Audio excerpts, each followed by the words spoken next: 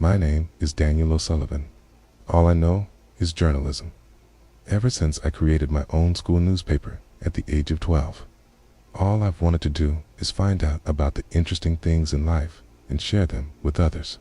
Some people have a particular disdain for individuals in my line of work, and I can't say I blame them. Most of my colleagues only care about shock value and clickbait.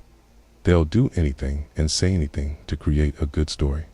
It's no wonder that journalism is a dying art, and it is an art about shining a light on the humanity in a story or uncovering the truth for all to see. It's not making a quick buck. I've done a lot in my career so far to make myself proud. Reunited distraught mothers and fathers with their long-lost children and uncovered corruption among local officials. Among other stories, I feel proud to do this job, though I'm not sure I can say the same for many of my colleagues. However, as my bank balance would show, these kinds of stories just don't sell newspapers or outdrive traffic to our website in this new world. These days, the most popular stories thrive on speculation and gossip. As the old saying goes, never let the truth get in the way of a good story. Unfortunately, there's not much room in this industry for someone like me anymore. Print media is a dying industry, and it's all about driving as much traffic as possible through sensationalist or shocking stories. When I spoke to my editor a few days ago, he let me know he'd have to let some of us go soon.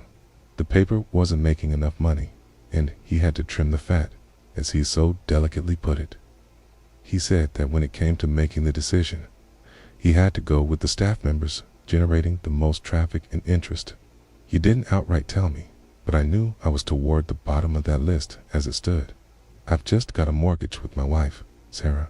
It really isn't a good time for me to lose my job right now, as times are tight as it is, and losing my position at the paper would be the final nail in the coffin. Luckily, we don't have any kids at the moment, but we were planning to try soon. That idea is out the window while this is hanging over me. I haven't told Sarah about the troubles at work. She's a nurse and has enough stress in her life as it is. As I woke up in bed this morning with the first ray of light pouring through the curtains, I looked over at the other side of the bed, empty. Sarah was on the night shift, and we weren't seeing much of each other. I'd be gone by the time she got back from work, and the only quality time we had together when she was on night shift was a few hours in the evening. We'd grab a bite to eat and watch a show or two together, but then it'd be time for me to go to bed and her to go to work. I won't lit was tough, but she loved her job just as much as I love mine. I was sitting on the edge of the bed, waiting for the cobwebs of sleep to blow away, as usual. It seemed to be a more common theme lately, but my mind kept revisiting the conversation I'd had with my boss a week or so ago. I had to find a good story. I had to. But one thing I wasn't willing to do was compromise my morals. It had to be a real story, fascinating enough to pique the public's interest. All the way from getting up, grabbing a cup of coffee, stepping into the shower, and getting in the car. I was racking my brain for ideas for any seasoned driver. We all know that bizarre autopilot that takes hold during your regular commute. Quite often, I'll arrive at the office after 30 minutes of driving with absolutely no memory of how I got there. Your body just automatically performs the movements, and your brain wanders off, letting you get lost in thought. It's amazing how that happens. 10 minutes into the drive, something broke through the autonomy.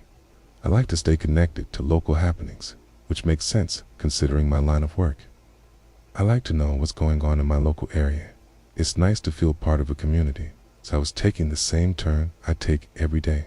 The radio presenter was running through the and other news segment that adds variety and levity at the end of the news.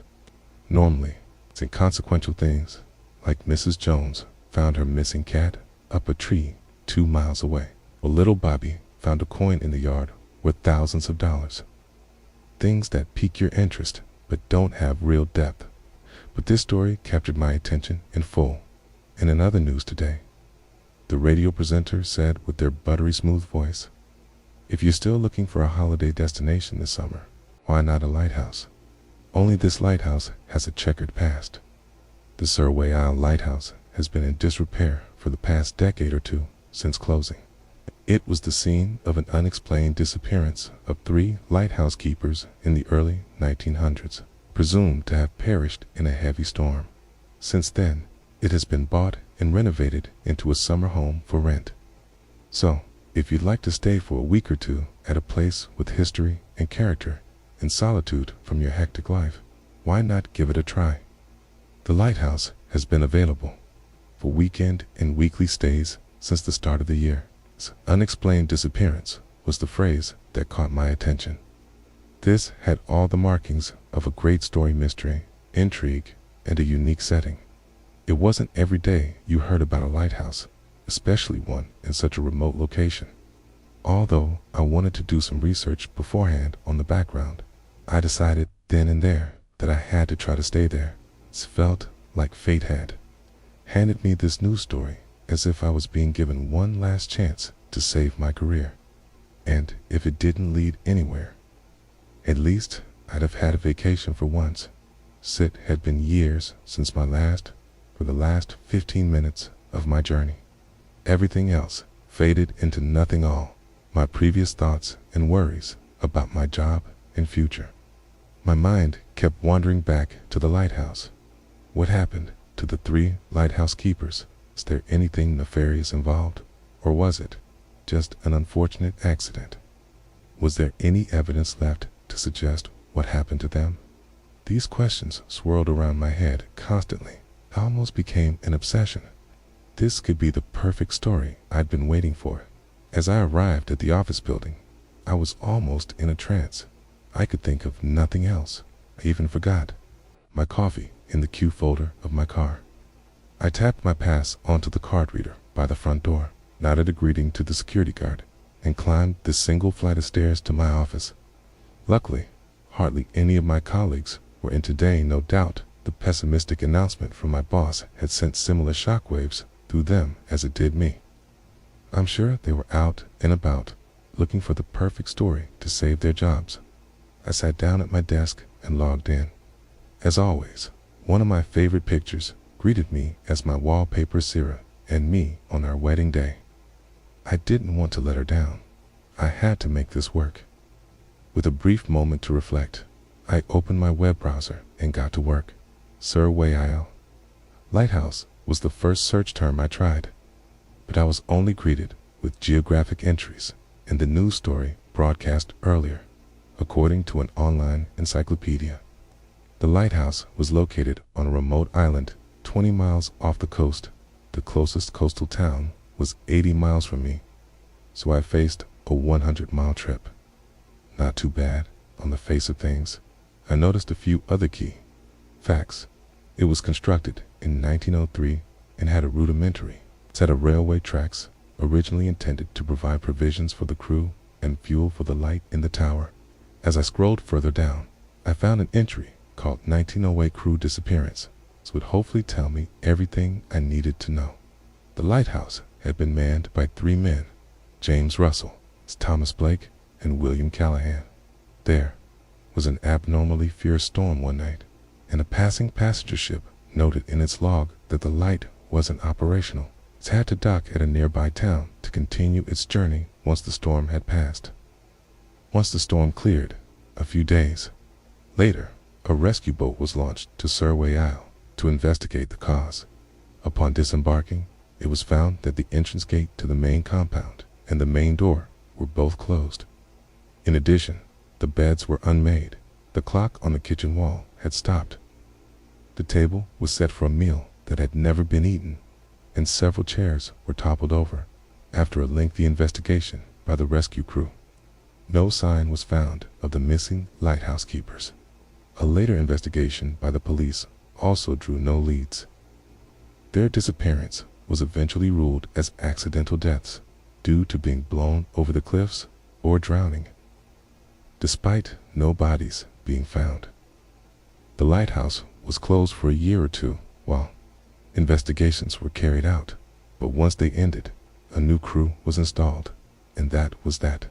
There weren't any other strange occurrences until the lighthouse closed in 1989. It lay in disrepair until last year when a local developer bought and renovated it. With that, I had reached the end of the article.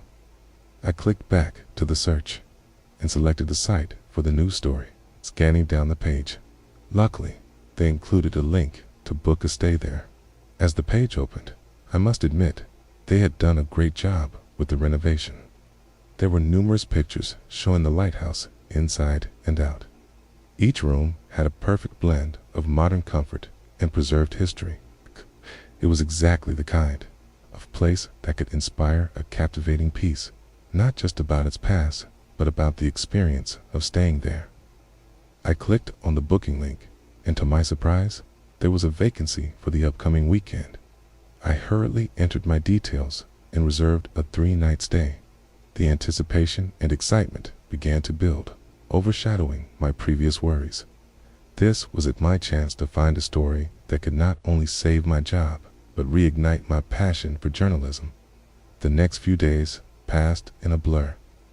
I packed my bags with essentials, including my trusted voice recorder, camera, and notepad. I didn't tell Sarah the specifics, just that I needed to go on a work trip that could secure my position at the paper. She gave me a reassuring smile, wished me luck, and told me to stay safe. On Friday morning, I loaded my car and set off toward the coast. The drive was serene, the countryside rolling by in lush greens and blues, a stark contrast to the urban monotony of my daily commute. The further I drove, the more isolated it became. By the time I reached the small coastal town where the ferry to Surway Isle was docked, it felt as though I had stepped back in time. I boarded the ferry, a small vessel that looked like it had seen better days. The captain, a grizzled old man named Joe, seemed amused when I told him I was headed to the lighthouse. "Not many folks go out there these days," he said, his voice rough and seasoned by the sea air. "You sure you know what you're getting into?" I smiled and nodded, though a small part of me wondered if I did. As the ferry pulled away from the dock, the town quickly receded into the distance, replaced by the endless expanse of the sea. The journey took about an hour, and as the island came into view, I felt a shiver of anticipation. The lighthouse stood tall and solitary on a cliff, its white and red stripes stark against the gray sky. Joe helped me unload my bags and wished me good luck. "I'll be back on Monday to pick you up," he said, and with a final nod, he was gone, the ferry shrinking into the horizon. Standing alone on the dock, I looked up at the path leading to the lighthouse. The air was crisp and salty, and the only sound was the distant crashing of waves against the rocks. I hoisted my bags and began the walk up the narrow, winding trail. The closer I got, the more imposing the lighthouse appeared. It was beautifully restored, but its history seemed to linger in the air, heavy and almost palpable. I reached the main door, retrieved the key from the lockbox as instructed, and stepped inside. The interior was just as charming as the photos suggested. The walls were adorned with vintage maritime decor, and the furniture was a blend of antique and modern comforts. I spent the first hour exploring the rooms, getting a feel for the place. The kitchen was well stocked, the living room cozy, and the bedroom offered a breathtaking view of the ocean. I spent the rest of the fading light taking notes and photographs, capturing every detail. As evening approached, I made a simple dinner and settled in the living room with my laptop. I began drafting the outline of my article, weaving together the facts I had gathered with the ambience of the place. There was something about the isolation and history that felt almost magical, and I wanted to convey that in my writing. I decided I would explore the rest of the island tomorrow once morning had broken. As night fell, the atmosphere shifted. The lighthouse, which had seemed so welcoming in the daylight, now felt different. The wind howled outside, and the old structure creaked and groaned. I tried to brush off the unease as just the natural sounds of an old building, but it was hard. to shake the feeling that I wasn't alone. I must be imagining things. My imagination is running away with me, I muttered to myself. It's been a long, exhausting day. I must be tired. I decided to call it a night and headed to the bedroom. As I lay in bed, I listened to the sounds of the night and the island, the wind, the waves, and an occasional distant foghorn from a passing ship. I drifted off to sleep, but my rest was uneasy, filled with strange, fragmented dreams. I saw the faces of the 3 lighthouse keepers, their expressions a mix of fear and confusion. They were calling out, but their words were lost in the storm. Woke up abruptly, my heart pounding. The room was dark, and for a moment, I wasn't sure where I was. As my eyes adjusted, I saw a faint light coming from under the door. I got up and opened it, stepping into the hallway. The light was coming from the lantern room at the top of the lighthouse. It shouldn't have been on. I hadn't turned it on. I felt a chill run down my spine. I grabbed my flashlight and cautiously made my way up the spiral staircase. The light grew brighter as I approached, and when I reached the top, I saw that the lantern was indeed lit, casting an eerie glow across the room. There was no one there. I stood in the doorway, trying to make sense of it. Maybe it was a timer or an automatic system I wasn't aware of. I took a deep breath and stepped into the room. As I approached the lantern, it flickered and went out, plunging the room into darkness. My flashlight beam cut through the gloom, but it did little to calm my nerves. I heard a faint whisper, barely audible over the sound of the wind. I spun around, but there was no one there. The whisper grew louder, more insistent, seeming to come from everywhere and nowhere at once. I backed out of the room and hurried down the stairs, my heart racing. My mind playing tricks. I breathed heavily, got back in the safety of my bedroom. I tried to rationalize what had happened. Maybe it was just my mind playing tricks on me, the result of stress and fatigue. I forced myself to lie down and eventually fell into a restless sleep. The next morning, I woke up feeling groggy and unsettled, sticking with the plan I made yesterday. I decided to spend the day exploring the island, hoping the fresh air and exercise would clear my head. I followed the old railway tracks that wound through the island, leading to various outbuildings and storage sheds. Most were empty, filled with nothing but dust and dirt. I found a small cemetery tucked away in a secluded corner of the island. The headstones were weathered and covered in moss, but I could make out the names: James Russell, Thomas Blake, and William Callahan, the 3 lighthouse keepers. Seeing their names etched in stone made their story feel more real, more tragic. Forever in our hearts and thoughts, the headstones read, "It's taken from us too soon," but they never forgot their duty. On a small plaque next to the headstones, there was a brief obituary explaining the history behind their untimely deaths. There was an odd absence of noise in the cemetery. Although it was small, it seemed as though the sound of the crashing waves was muffled or subdued by the area itself. Silently paying my respects, I walked down the small dirt path leading out of the cemetery and looked in wonder. The majestic lighthouse stood on the opposite side of the island, striking against the now blue sky. I weren't eager to carry on my investigation. It'd be a perfect day for a picnic and some sunbathing.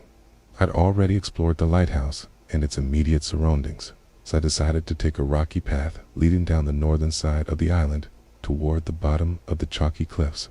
As I made my way further down the path, it became more treacherous. This clearly wasn't a route often used by tourists.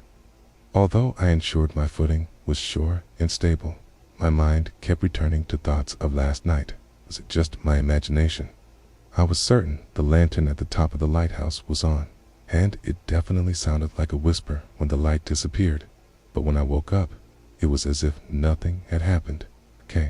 There was definitely something off about this place, but I couldn't put my finger on it.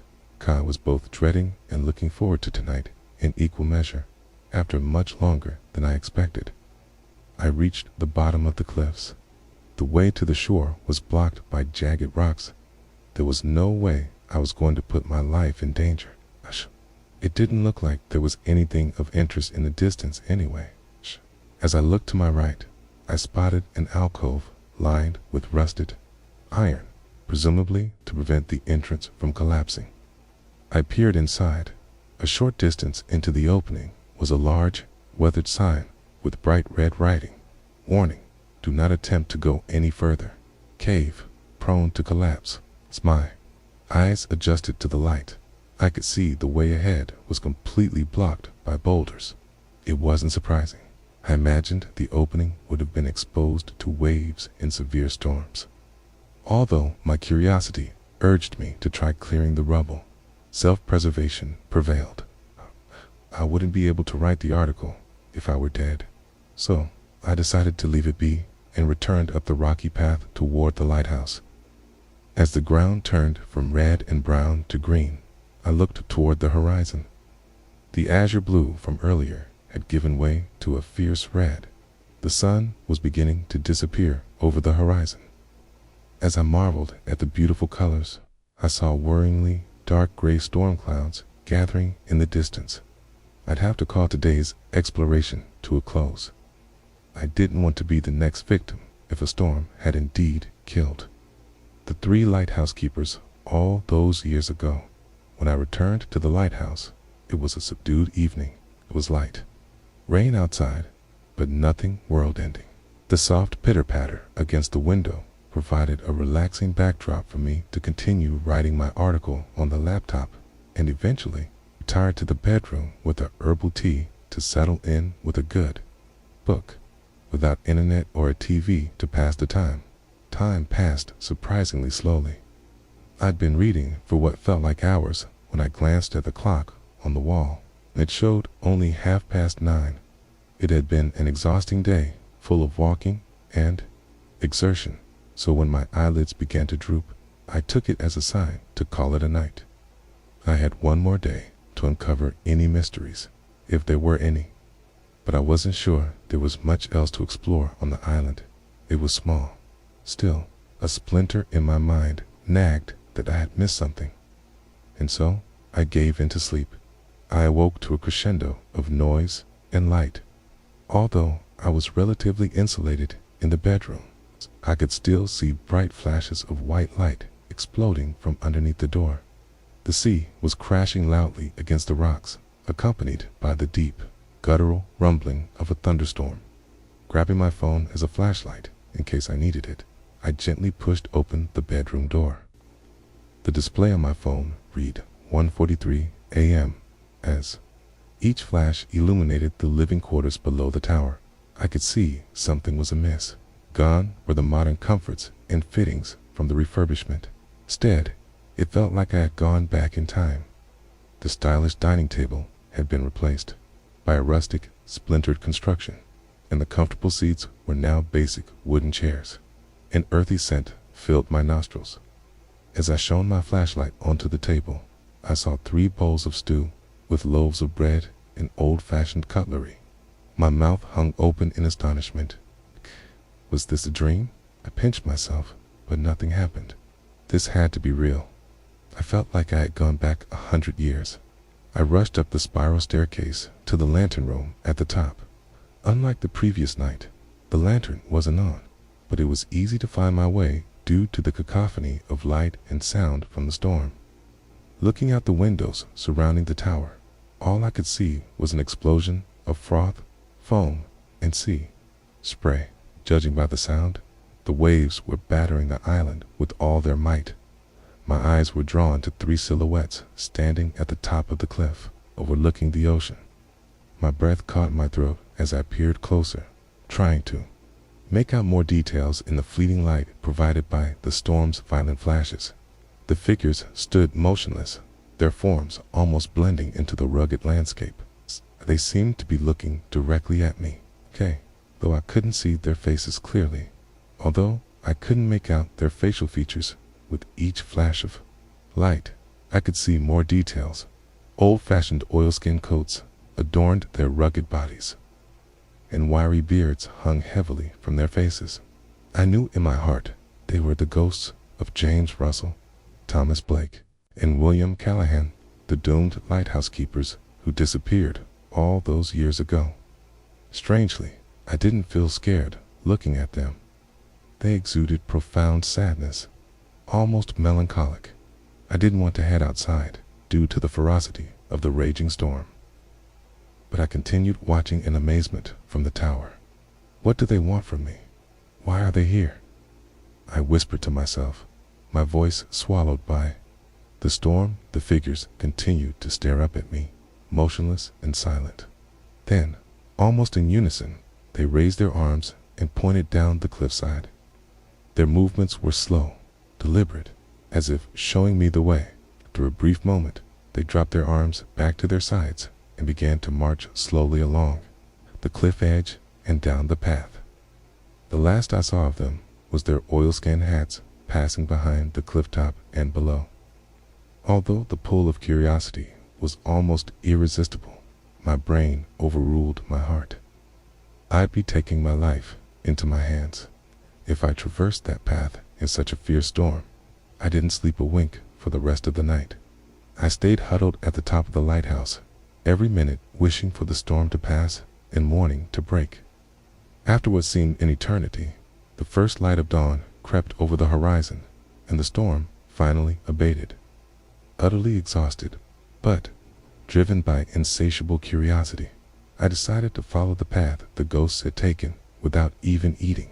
As I traveled back down the spiral staircase into the living quarters, everything was back to normal. There was no food on the table, nor any splintered furniture. In their place were the rustic yet modern fixtures from the refurbishment. I still had no idea whether last night was a dream. I had to find out one way or another. I donned a raincoat and made my way out of the lighthouse. There was still a light drizzle, but the storm had definitely passed. I could see the sun breaking through the clouds in the distance. The island was eerily quiet, the only sound the distant, calming rush of waves. My feet felt heavy on the damp ground as I carefully made my way down the cliffside path. The haunting figures had pointed to. The storm had left the path muddy and treacherous. Each step required caution to avoid slipping on the wet rocks. Despite the difficulty, I felt a strange sense of purpose, as if the spirits of the lighthouse keepers were guiding my steps. As I approached the alcove again, I immediately spotted something different. The sign and boulders blocking the way had vanished into thin air, leaving a dark pathway into the bowels of the cave. I knew I was taking my life into my hands, but somehow I felt I would be kept safe. Sensed the presence of the lighthouse keepers in the air almost familiar, yet protective. Taking a deep breath, I ducked into the alcove once more. The air was damp and musty, the scent of sea salt mingling with earth. The pathway narrowed considerably not far into the cave, revealing a tight gap just wide enough to squeeze through. The passage beyond was dark and cramped, but I pressed on, my curiosity outweighing my fear. After what felt like an eternity of crawling through the narrow tunnel, it opened into a small chamber. The air was thick and stale, the only sound the faint drip of water from the ceiling. My flashlight swept across the room, revealing old wooden crates and rusted tools scattered about. There was also a collection of oil lanterns, long since rendered useless. But what caught my eye was a row of shelves on the far wall, lined with old, weathered logbooks. I approached the shelves with trepidation. The logbooks were covered in dust and cobwebs, but remarkably well preserved. I picked up the nearest one and carefully opened it, the pages brittle and yellowed with age. The entries were written in neat, flowing script, chronicling the daily lives of the lighthouse keepers, tailing their routines, the weather, and the ships they saw passing by. As I flipped through the pages, I found the logbook belonging to James Russell. His entries were filled with observations about the sea, the weather, and occasional personal notes about his fellow keepers. Then, to my amazement, I found entries for the fateful night of the storm in 1908. The logbook detailed the final days of the three keepers. They had chronicled their growing fear as the storm approached, strange occurrences in the lighthouse, and their plan to seek shelter in the cave during the worst of the storm. Russell's handwriting was frantic, the ink smeared in places as if written in haste. December 12th, 1908. The storm is unlike anything we have seen before. The wind howls like a banshee, and the waves crash against the cliffs with terrifying force. Blake and Callahan are trying to keep the lantern lit, but the wind keeps extinguishing it. We tried to send a distress signal, but the equipment failed. I fear for our lives. If we do not make it through this night, let it be known that we did our best to keep the light burning. God help us. The next entry, by Thomas Blake, was even more disturbing. Something is not right. I saw a figure outside in the storm, but when I called out, there was no answer. A Russell is missing. Callahan and I searched everywhere, but there is no sign of him. The storm is growing worse. We are trapped here, and I fear we may not survive the night. The final entry, penned by William Callahan, frightened me to my core. Blake is gone. One moment he was beside me, the next he vanished into the storm. I am alone now, Kay. The light has gone out, and I can hear voices calling from the darkness. They are not human. If anyone finds this, know that we did not abandon our post. There is something on this island, something ancient and malevolent. Pray that it does not find you. My hands trembled as I closed the logbook. The story was far more sinister than I had imagined. The disappearances were not just a tragic accident. There was something malevolent at work on this island. The spirits of the lighthouse keepers had tried to show me the truth, to warn me. I knew I had to get back to the mainland and share what I had found. This story was more than a mystery. It was a revelation. As I carefully made my way back through the tunnel and up the cliffside path, I felt a sense of urgency. A storm had passed, but the darkness that claimed the lighthouse keepers was still out there. Back at the lighthouse, I packed my things quickly, pausing only to take a few final photographs and jot down last notes. The ferry wasn't due until the next day, but I couldn't stay any longer. I knew I had one more night to stay, but in my soul, I felt the entity mentioned by the lighthouse keepers would appear tonight. Don't ask me how I knew, but I felt more than anything that if I stayed one more night, I would meet the same fate as the doomed keepers. I made my way to the dock, hoping to flag down a passing boat or find another way off the island. Luckily, I managed to flag down a passing fishing boat and make my way to the mainland. I sat in hushed, reflective silence as we traversed the water. I think I was still in shock from the events of the past few days. I drove home like a madman. Although my stomach growled with hunger, I had to finish my article while it was fresh in my mind.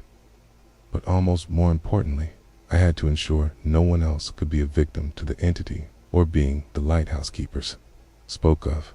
When I arrived home, I wrote furiously, pouring everything I had into the story. I recounted the history of the lighthouse, the tragic disappearances, and the chilling entries in the logbooks. I included my own experiences, the eerie events of the nights I spent there, and the ghosts that guided me to the truth. I knew it would be viewed with skepticism, but it was the truth. It's always been about the truth. I worked into the night, determined to tell their story. By hell or high water, this would be the best article I'd ever written. Back at the newspaper office the following morning, my editor was stunned by the depth and detail of my story. It was published as a special feature, and the response was overwhelming. The public was captivated by the mystery of the Surway Isle Lighthouse, and I was hailed for my investigative skills. There were still many comments expressing disbelief, but I knew this was real. Whether they believed me or not was up to them to ensure the keeper's fate remained undisturbed and to protect others. I informed the authorities of my findings, emphasizing that the location was unsafe. I focused my pleas on the unsafe cave and jagged rocks on the shore rather than the entity mentioned in the logs. Despite my pleas, they insisted on investigating the island to corroborate my story. Thankfully, their investigation was completed without incident. Strangely though, they could not find any indication of the ancient logbooks I mentioned. According to them, the path inward was blocked by immovable boulders. However, to my relief, they condemned the area due to endangerment to human life, ruling the cave prone to further collapse and the cliffs unstable. All ferries and vessels were forbidden from traveling to the island from that point onward, much to the annoyance of the property developer. The lighthouse was also condemned and ruled derelict. I'm sure the developer was given a tidy sum from their insurance, but they were no doubt cursing my name. I didn't care. The important thing was that no one else would be put in danger. I thanked my lucky stars that I escaped with my life and didn't meet the same fate as the lighthouse. Keepers. Despite the closure, the story of Sir Owl continued to captivate the public's imagination. My articles sparked renewed interest in the island's history, and people from all over began speculating about the mysteries hidden within its shores. I started work with a brand new vigor. I couldn't wait to uncover the next great story. But more importantly, I was pleased to have honored the memory of James, Thomas, and William. Something had happened to them that fateful day wasn't an accident, yet something still nagged in my mind. I felt I hadn't discovered the secret of the island, the malevolent, ancient entity mentioned by the lighthouse keepers. As I watched the number of views and comments on my story increase by the minute, I knew deep down that I would return to the mysterious island one day to finish what I had started.